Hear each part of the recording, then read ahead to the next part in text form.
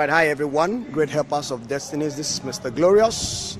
Okay, I think I'm live now. This is Mr. Glorious in Dietams International School. We're here for the first of its kind event, the gathering of the Titans, being organized by Minister Charles Ezeh, the FBI coach himself. This is my second broadcast for this event today, and I just want to show us some of the dignitaries that have arrived for this event right away. Okay, already, if you had checked the flyer earlier on, you would have seen that we're expecting at least 6 ministers of the H2I nation to be speaking tonight in this program. We have Minister Stanley Dike, Minister Nengi the Great, who is the one talking right now, Minister Olumide, Minister John Mokoro,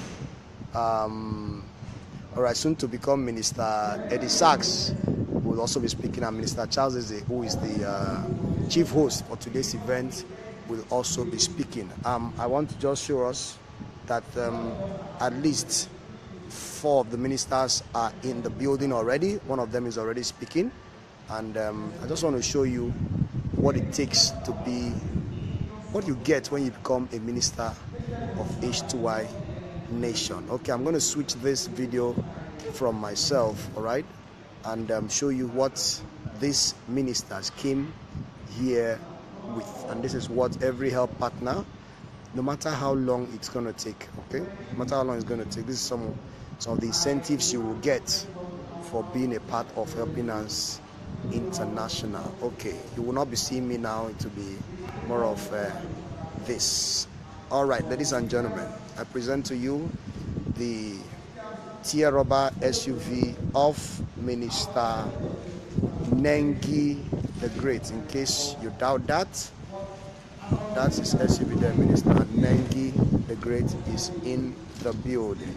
We got this on the 13th of December 2016 right here in Port Harcourt. Nengi was the first to become a minister in the open era since the SUVs became our incentives, since the incentive was upgraded from the Elantra, Hyundai Elantra saloon car to an SUV. Nengi became the first person to drop in Port Harcourt in December. All right, this SUV, the black SUV here, is that of Minister John Mokoro. He just arrived.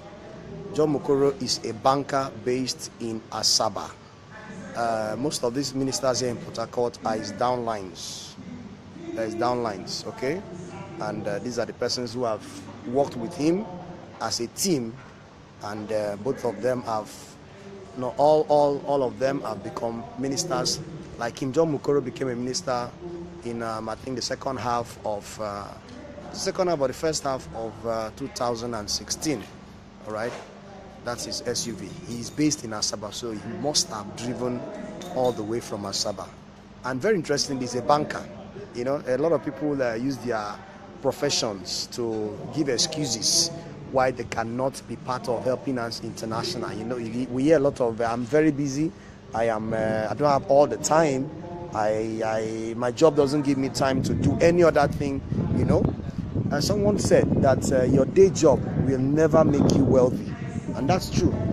Your day job will never make you wealthy. After you close from your day job by 4 o'clock, 5 o'clock, that is when your real life begins. What else do you do at home to create other sources of income for yourself and become better than just what your day job will give to you, salary? Okay? This is what a banker has gotten from working with Helping Hands for, I think he did it in less than, in about 365 days of being a partner. All right, so that is Minister John Mokoro in Asaba. That's his car. And then we have the other SUVs here. This is, obviously you can see from the back, this is Minister Minister Charles Ezeh, the Godfather himself. This is his own SUV, also received on the 13th of December 2016. And finally we have, oh, this is beautiful, this is the black SUV of Minister Stanley Dike, the paradigm shift guru himself. Stanley Dike is a real estate consultant. He's a CEO, he's a boss of his own right. He has his own company in the real estate industry, and yet he still became part of helping us and has driven this with passion. Same with Charles Ezeh, the FBI coach. These are men that we respect a lot in this business, especially in Port Harcourt. And today they are gathered here to share the experiences in this beautiful school, Dietams International School, where we meet almost every week for seminars. As Charles Ezeh, who is the chief host, has said that this will be a quarterly program. So every quarter we expect that he will gather men of timber and caliber, well, let's say men and women of timber and caliber, caterpillar and bulldozer, like I usually say, to share their experiences so that others can learn and understand that if they can achieve this, you too can achieve this. I'm not yet a minister. I think by now most persons should know that I'm not yet a minister, but I am trusting God that this year will not pass us by. I think I don't want to announce a time frame, but in no distant time, we should be dropping 2 of this, myself and my wife. It's a certainty. There's no two ways about it. That's how sure we are in our helping hands business. And I'd like to encourage everyone that is watching out there. All right, if you're seeing me, you're hearing my voice, and you're seeing this live broadcast, Mr. Glorious is saying, Helping Hands International is an interesting opportunity for you, whether you want to accept it or not. Helping Hands International is an opportunity, a very viable alternative stream of income for anyone. You can do this. It's humanitarian service. It's basically, just what we're doing is humanitarian service. Many of us, when opportunities come for us to donate to charity, we find it difficult to do so because perhaps we don't even know where to go.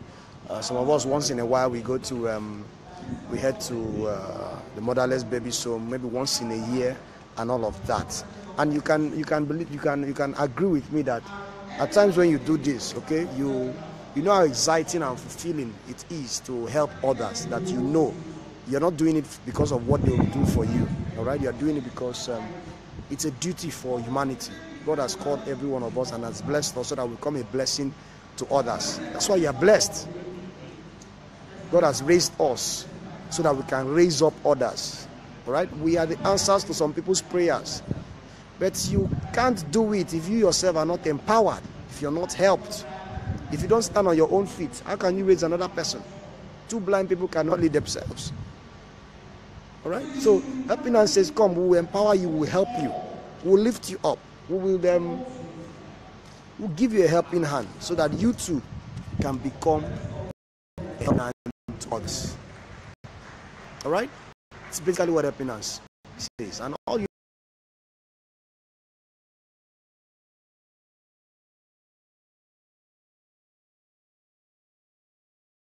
to do is to partner with us with the rest of the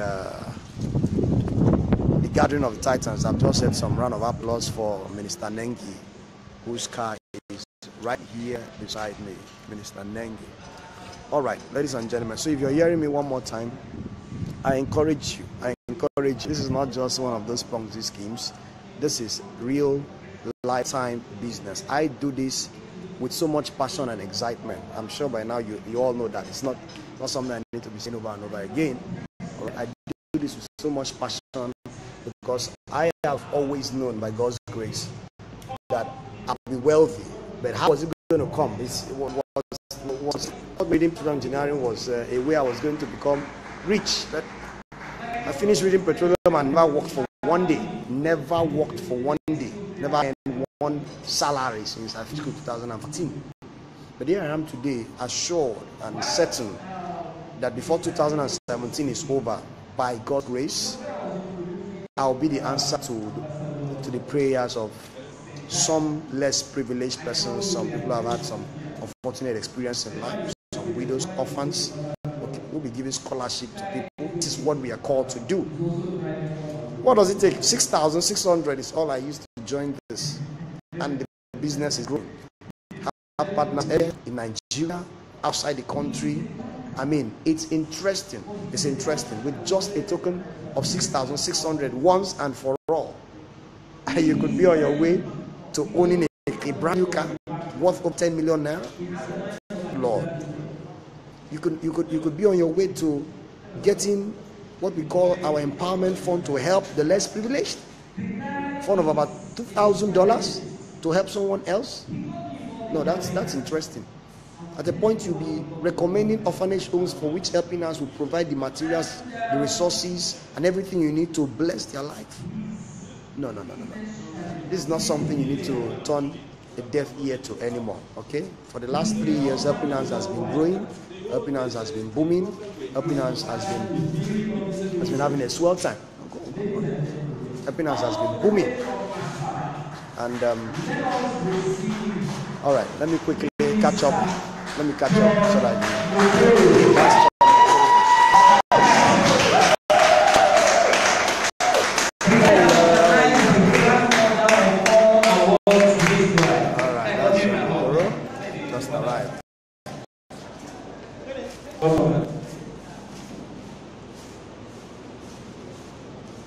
standing ovation there.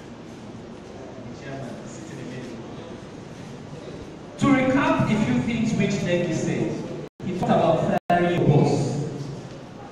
Fire your upline. Immediately I got on board and fired the world. How will I have you lost? I don't know if you exist. Fire your boss. Take ownership. Take responsibility. Take your neighbor. Take responsibility. Hey, keep telling me, hey, how will I do this to grow? I said, take responsibility. There's some people who still don't understand what it means to take responsibility. You have heard it from him. Take responsibility. It starts from your mind. Take responsibility. Ladies and gentlemen, I'm going to welcome another guy. Stop sharing my video. He will just make you laugh.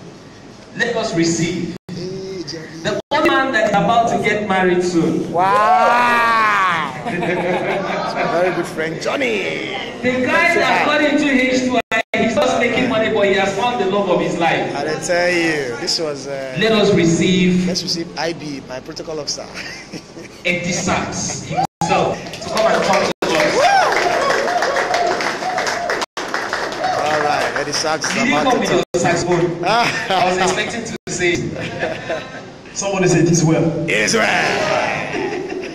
Good afternoon, ladies and gentlemen. Good afternoon, Eddie Sachs. I'm so happy to see everyone. Look at your neighbor and smile. Now, before I will start, I first of all want to appreciate this man on the high table. Please help me celebrate them if you have hands. Celebrate them very well. Okay. If you mingle with people who belong, you belong. Am I right? If you watch, you see somebody like my Ekpo boss, CEO, my only comrade.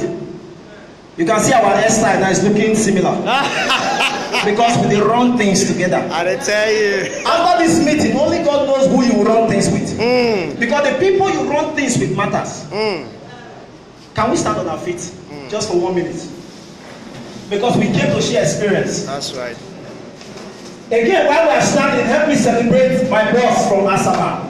Put your hands together for my minister, John Ekpo, and my FBI coach himself. The man that did presentation the first day I registered, and by the next week, the following week, I took over from him. Wow. I drove him to start going to other states. I started doing presentation. Ask him. The following week, I took over. He traveled. He said, God bless you, sir, for coming. And help me celebrate Sir Nengi. Nengi the Great. Now, hold your neighbor. Just hold your neighbor. Look at somebody. Where the person. Turn, face the person. One on one. Turn. Look at the person. Eyeball to eyeball. Look at the person. Eyeball to eyeball. I want to see everybody turn. Because they said, I need to share my experience. Are you looking at somebody now? Yes, sir. Are you looking at somebody now? Yes, sir. Look at me. Look at me. Tell the person, as if you want to fight the person. Now sit down. Do you know what you just did? The world we are today is hard. The life we are living today, not just in Nigeria, the life generally is what? Is hard. You need to to be hard to face your challenges. That's right. You need to be one to be hard. No one at the Bible said right from the days of John the Baptist, the kingdom of God suffered violence. He said only the violent shall take it what? By force. In business, if you must succeed, you must be hard to confront those challenges. What are the challenges? The fear of trying again. The fear of you getting your fingers burnt. The fear of how do I convince somebody? The fear of are you sure it's real? All those kind of fears, they are the hard challenges you are going to be going through. But if you must succeed, if you must want to like look at your circumstances back five years behind, and you look at yourself that all your dreams and all the things you actually plan to achieve, they are not coming straight, they are not coming to life, then you need to be more harder. Tell your neighbor, be more harder. Be more harder. Tell your neighbor, face your challenges. Face your challenges. Now, this is what I say everywhere I go. And these two quotes, I love them, irrespective of the fact that I have learned so many things from my top leaders.